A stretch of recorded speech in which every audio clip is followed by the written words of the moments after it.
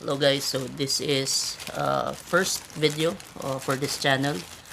This is an unboxing video for a chin mount or a universal chin mount from Lazada. So bigay ko sa inyo yung details later. Okay, let's open it.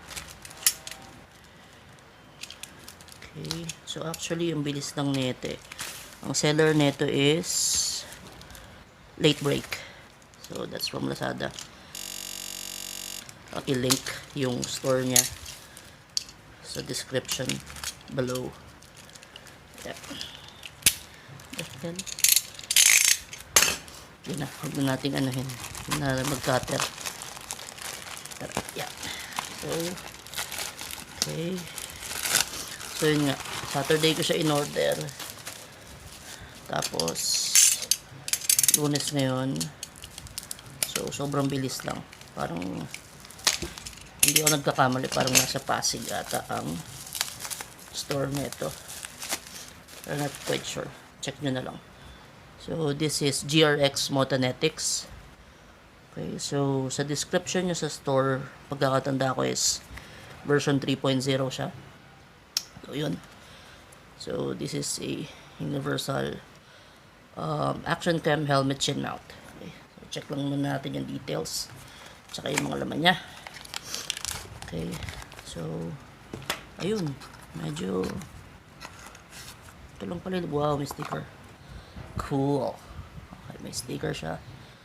Okay, tabi ko lang saglit. Tapos ito yung mga laman niya. Okay, so let's get this going. Okay, okay, so yeah.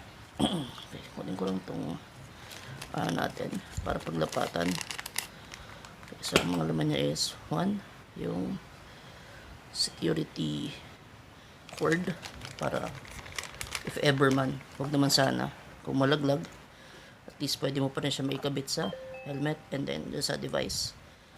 Then yung okay, mamaya na. Okay, so ito muna ang ano pala,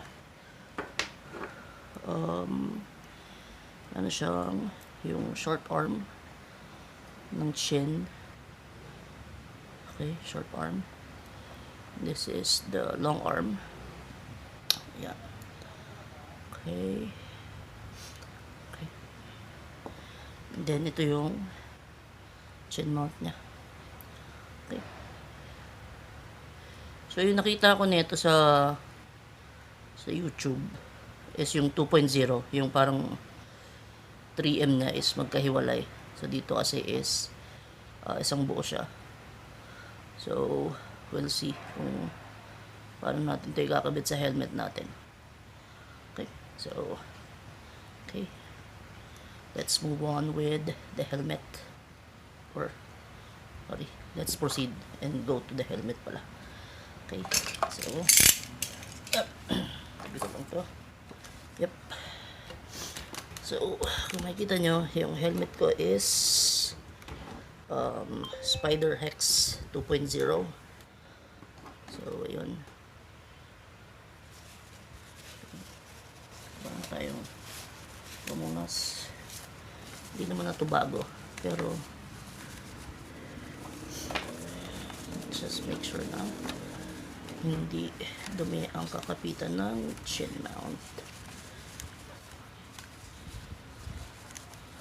Yep. Okay, so okay, so pagplanuhan muna natin kung paano yung atake natin dito, kasi ako ko nakikita nyo, sorry. Yep. Okay, nakikita nyo para siyang may gap. So kaganyanin siya. Okay, mukha naman siyang kakapit. Nakadikit pa siya sa rubber. Oops, ayun, nadidikit siya sa rubber lid ng helmet. Pero pag ganito, sorry, 90%, 95% naman ng pandikit niya is makakalapat na maigi. So, okay. I'll just pause this video and we'll see. Okay, pause. Okay. So, we're back. Nakabit ko na siya. So, kung mapapansin nyo, yung uwang nyo lang talaga is yung wala ang adhesive. Tapos, dito sa pinaka lid niya o yung goma niya dito sa baba ay sinakto ko talaga dahil medyo madikit siya. So, yan. Okay. So, this begs question kung ano ba ang gagamitin ko. And I feel mas maganda gamitin tong long arm para makita ko rin yung display if ever. Sige na, kuha lang tayo nitong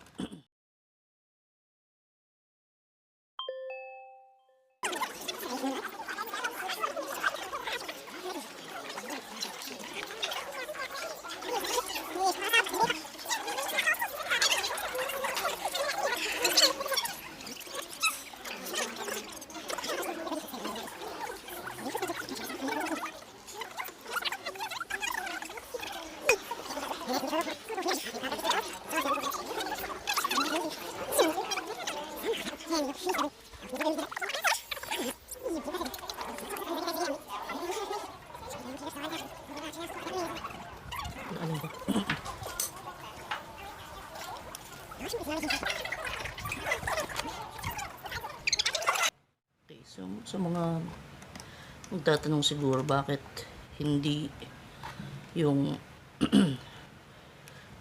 personalized or customized chin mount ang ginamit ko, which is yung Hank or HANC. So yun kasi is talagang designed or retrofitted para dito sa angle ng chin ng helmet ng Hex 2.0 Spider. Ang reason is medyo mahal.